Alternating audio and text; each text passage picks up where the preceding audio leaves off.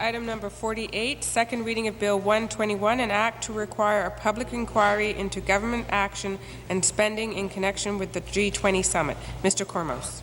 Mr. Kormos. Speaker, I move second reading of Bill 121.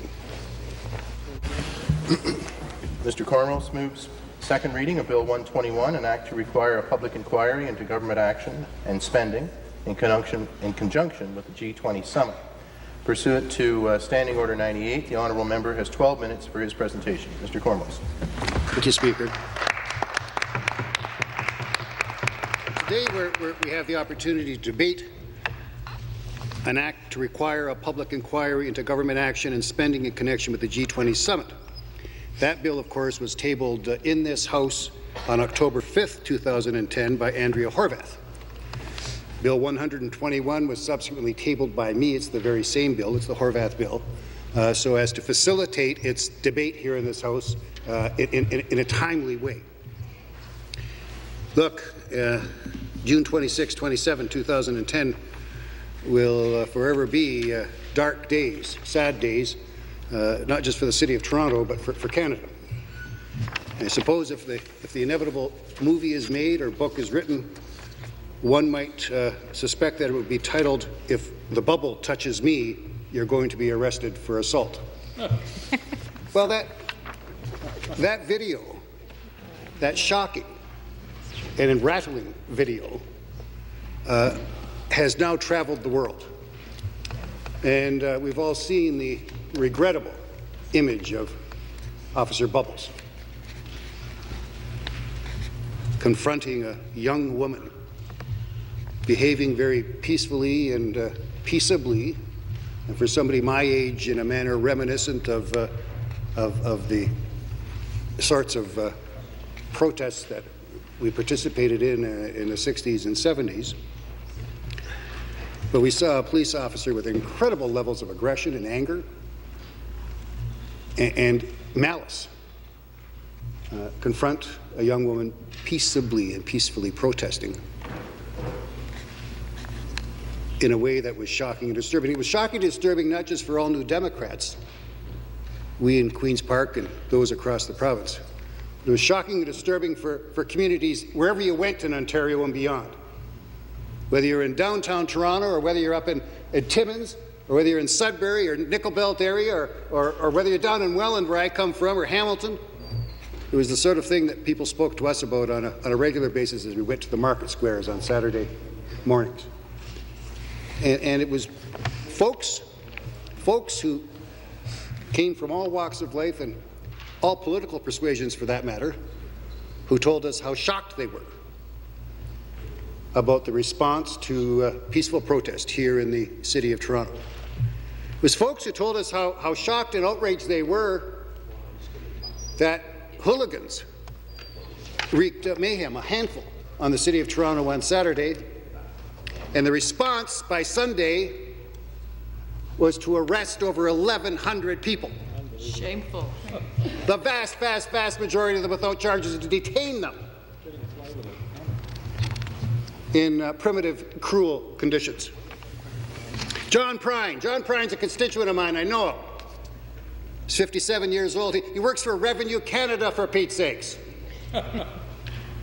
And he's an amputee. He lost his leg in a farming accident 17 years ago. John Prine's a peace activist. He was at the event with his wife, Susan, and his daughter. He was sitting on the lawns of Queen's Park, which so many people had believed was sort of a safe zone, not safe to commit crimes, but safe to be removed from any of the fray that was going on out there. And he was attacked by police officers, arrested, handcuffed, had his prosthesis torn off his leg, and hauled off to spend a couple of days in the primitive, makeshift, oh-so Guantanamo reminiscent holding cells down on Eastern Avenue. I guess I'm just shocked, still shocked about the whole thing, and we need a public inquiry to clear the air on this. Right, and we're speaking with John Prine. And then released without charges. The kettling. We learned about kettling, where thousands of people were encircled by aggressive police officers and held in the rain and what became cold night. Al fresco, if you will. What we've never learned is what was the chain of command? Who was making the decisions? Who was giving the orders? We learned just recently that over 90 Toronto police officers, we don't know how many from other police forces, removed their name badges, their identification badges. And I put to you, Speaker, there's only one inference to be drawn when a police officer removes his or her name tag, and that's that they intend to do something that is improper or outright illegal. That's the only inference that can be drawn. And well, we can credit Chief Blair with scanning the film footage and discovering 90. One asks, where was the supervision of these police officers out there on the streets of Toronto? I was out there. I saw these police officers. I talked to them. I talked to demonstrators. Where was the supervision of these police officers? Where were the sergeants and staff sergeants who I know were out there with their police officers, telling their police officers to get those damn tags back on Toot Suite or else there's going to be hell to pay? Well, they were there, but nobody was telling those police officers to put those name tags back on, were they, Speaker?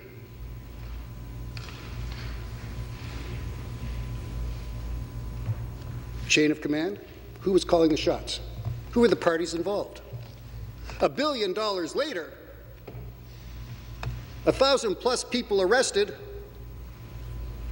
illegally in most circumstances, the vast majority of them,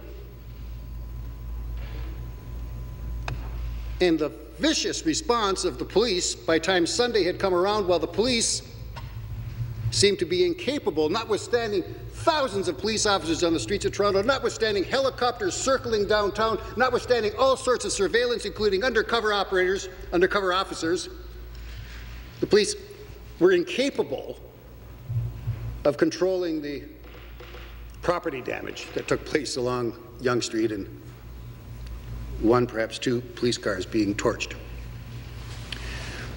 Now, the government members, I suspect, will respond, I suspect, by saying there's a number of inquiries taking place. Well, there are. I look forward to Ombudsman Morin's report, for instance, but limited to a very narrow subject, and that is the subject of the notorious regulation passed by this government, this premier, in secrecy, and then kept secret, and then misinterpreted purposefully so as to mislead police officers and the public about its effect. And that's the notorious now 5-meter law, which was phony, which was faked, which was, the law was fraudulent. It resulted in people getting arrested illegally. And I, for one, would very much like to know, Speaker, I would like to know whether this was an instance of the police calling government and calling the shots. That's not how it's supposed to work in a democratic country. It's for government to enact the law. It's for police to enforce it. It's not for police to have a premier sitting on their lap like a secretary taking dictation and dictating the sort of laws that they want for a particular period of time. Sorry for the imagery. I apologize. I retract it. But we very much have, I'll do one better, okay, Speaker? Too many young people won't get it, but it's not a matter of Edgar Bergen having Charlie McCarthy sitting on his lap, manipulating the words that Charlie McCarthy says. This is reprehensible stuff. This is very serious stuff. The Toronto Star, as you know, Speaker, just recently wrote an editorial saying public inquiry is still required. The piecemeal inquiries taking place are not going to be enough to connect all the dots, to fill in all the gaps. There are so many of the pieces of the puzzle still missing. Why, the House of Commons, their Public Safety Committee, I think that's what it's called, Vic Taves, the minister, said there was a reason why the locations of Muskoka and then Toronto were chosen for the G8 and G20 respectively, but for the life of me, he couldn't remember them. I suspect he'd be less inclined to respond so flippantly if he were under oath in a public inquiry. And why a public inquiry? Because a public inquiry under the Public Inquiries Act has the power to summons people, has the power to issue search warrants, has the power to hire an investigator, has the power to again require people to testify under oath. Those who would argue expense, I say on the contrary, Ms. Horvath's bill so very, very carefully and neatly outlines the very limited scope here. The interest is to inquire into and report on the decisions and actions of the Government of Ontario and of Ontario's law enforcement agencies in connection with the G-20 summit, and make recommendations to the Government of Ontario and to Ontario's law enforcement agencies about how to reduce spending, reduce arrests, and reduce violence in connection with similar events that may be held in Ontario in the future. This isn't a wide-ranging, broad inquiry. It's a very specific and clear one, and it's one that's in all respects quite compact. But it's an inquiry into issues that simply aren't going to be answered by the plethora of ragtag investigations and inquiries being held now, most of which are not public, and a public inquiry by its very name has to be public. People in this province and in this country have lost a great deal of confidence in law enforcement and in their government over the course of the time from June 26th through to now. And the only way we can restore confidence, because it's a very dangerous thing when people lose confidence in the criminal justice system, isn't it, Speaker? It's a very dangerous thing when people lose confidence in their ability to ensure that the state protects their constitutional rights, isn't it, Speaker? It's a very dangerous thing. And no good can come of it. And the only way to restore confidence is to have a public inquiry, one that's transparent, one that produces the facts, reveals the facts, pulls the layers back. I mean, good grief, we had OPP involved. Where was Julian Fantino on this matter? We had RCMP involved. Where was the RCMP commissioner on this matter? We had police forces from Montreal and other provinces. Who was supervising them and to whom were they responsible? Why was there the major shift in policing perspective from Saturday through to Sunday?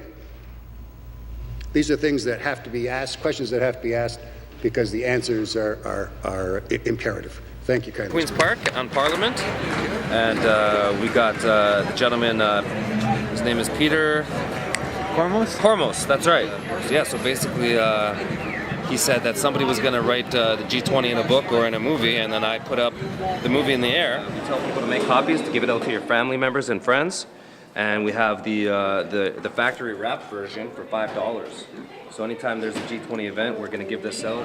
And he came over and got the DVD, and he plugged it in Parliament. So that was a really good moment for us at TorontoG20Exposed.ca. That was really appreciative of the fact that this is about the Canadian Charter rights and freedoms here. We're getting out the truth, people. That's it. So yeah, you're going to see him pick up the DVD in his hand, and he mentions it.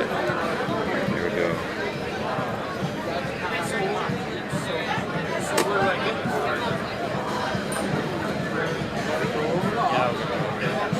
He's got the DVD in his hand right there. Oh yeah. There we go. He's looking at it.